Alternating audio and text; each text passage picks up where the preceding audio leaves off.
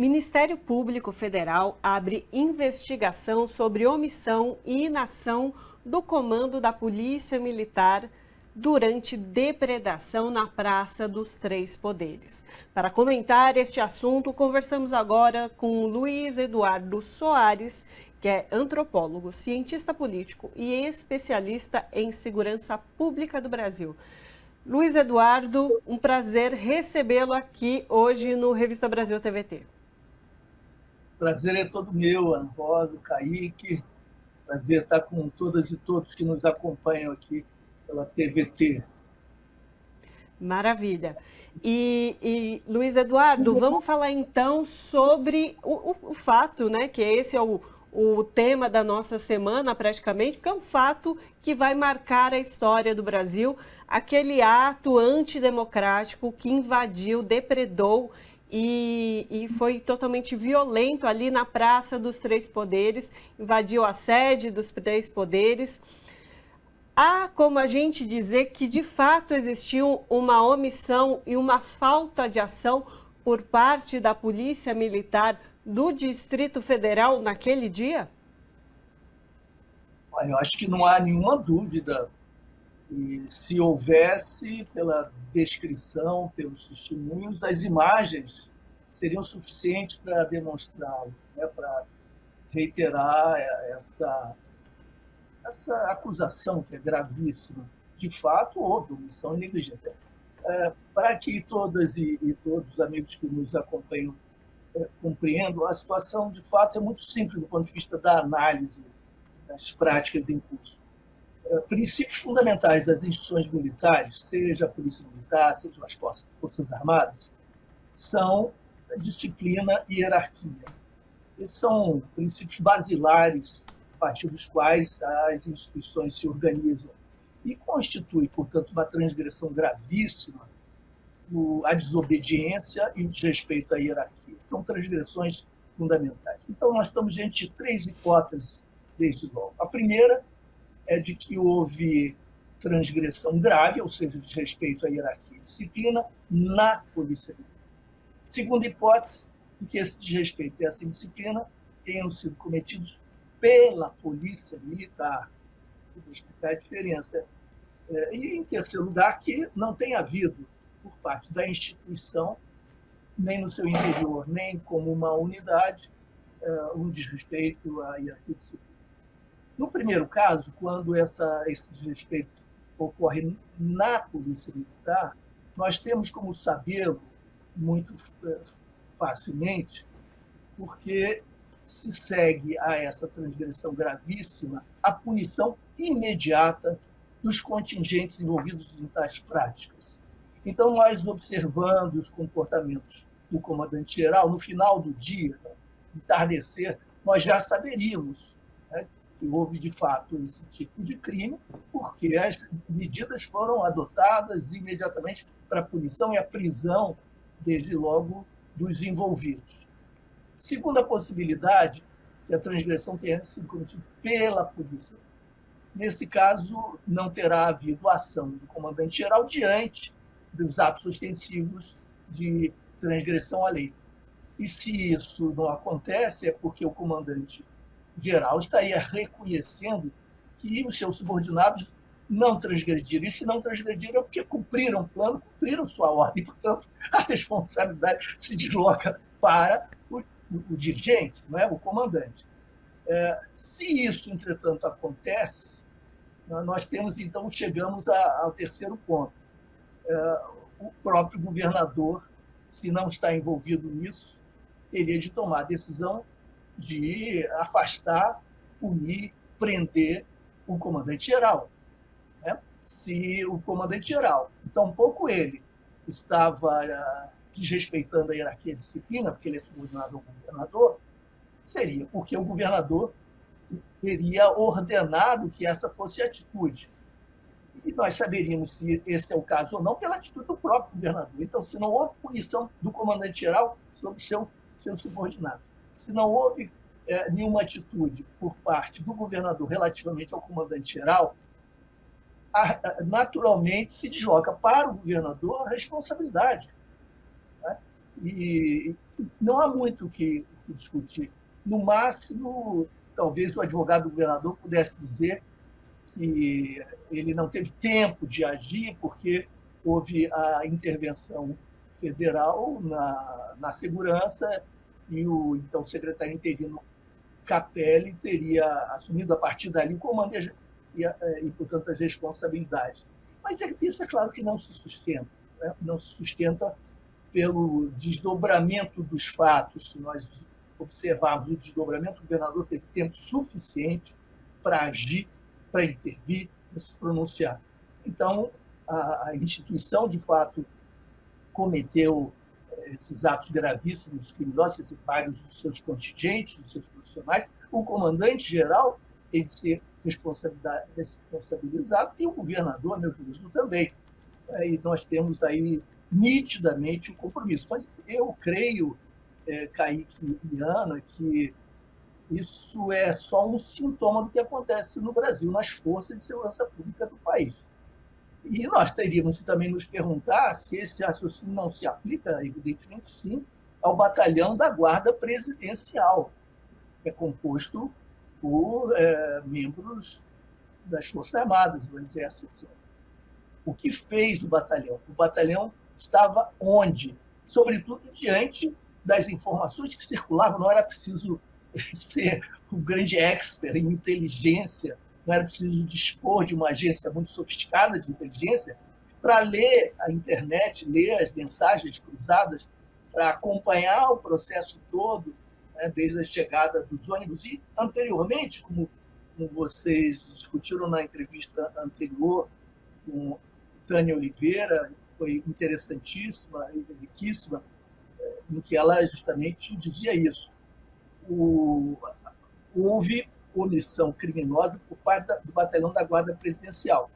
Quem é o superior? O que fez o superior? Que cabeças foram cortadas? Né?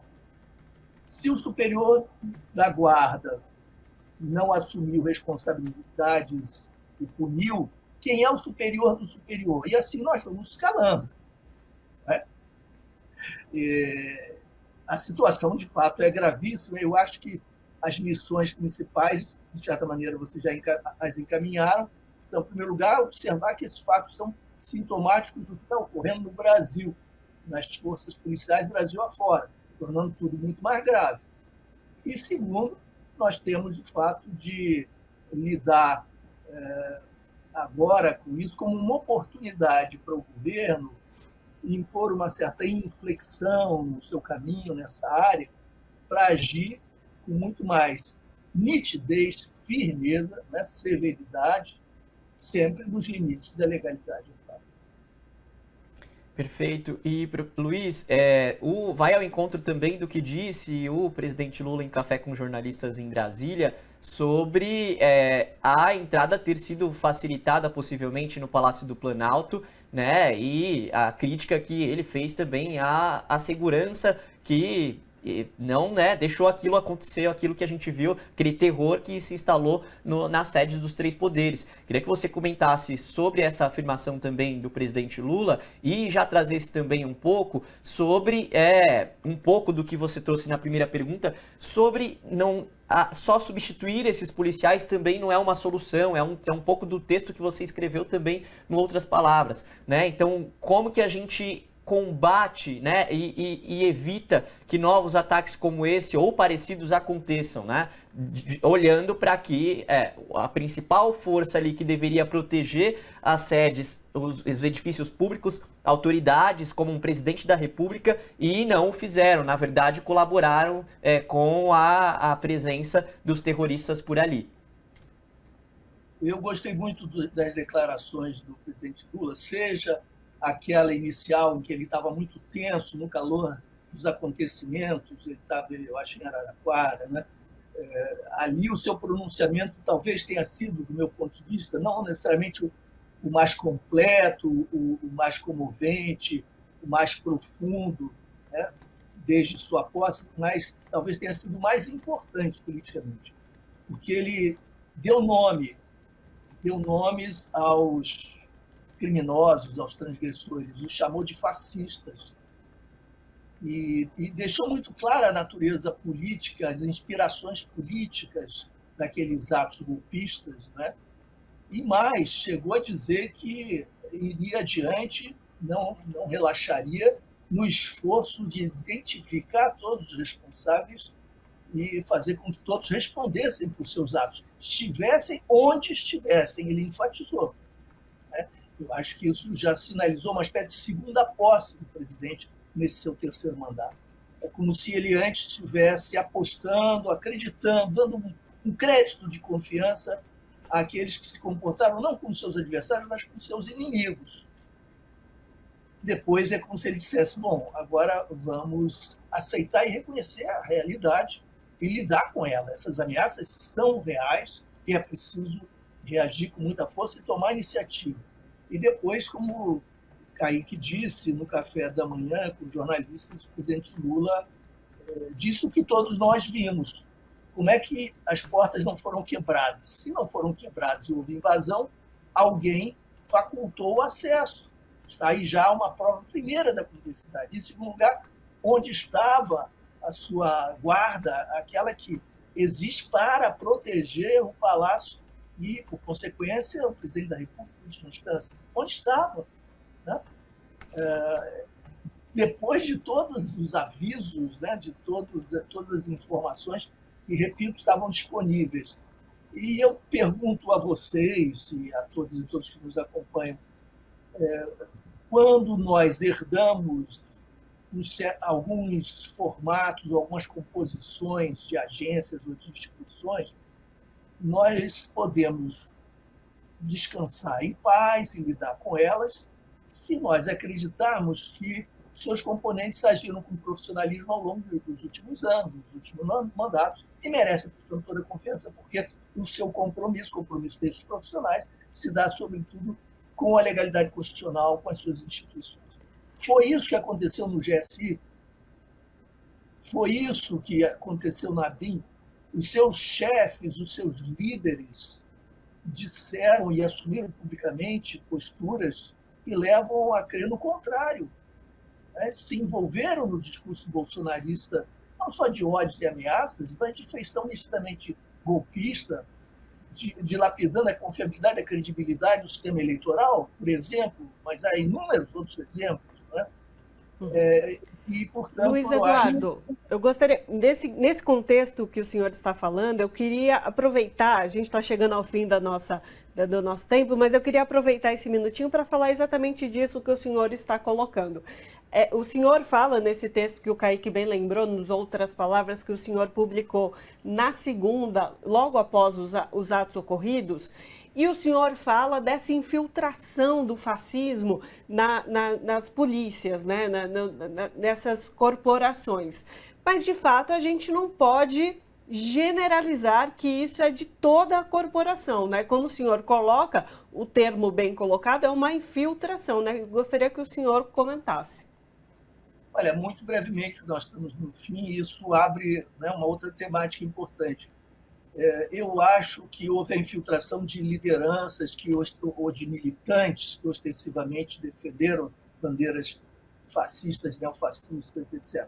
Mas eu costumava dizer que o que é hegemônico, não se pode generalizar, mas o que é hegemônico das instituições policiais, que tem sido, é uma cultura corporativa oriunda da ditadura, em parte originada nos porões, inclusive, porque nós não tivemos transição nessa área, que, de tal modo importantes esses valores e práticas, que marcaram profundamente as instituições até aqui e fizeram com que as polícias se tornassem bolsonaristas antes de Bolsonaro, porque houve uma convergência entre as ideologias de inspiração neofascistas e essas tradições de valores e práticas.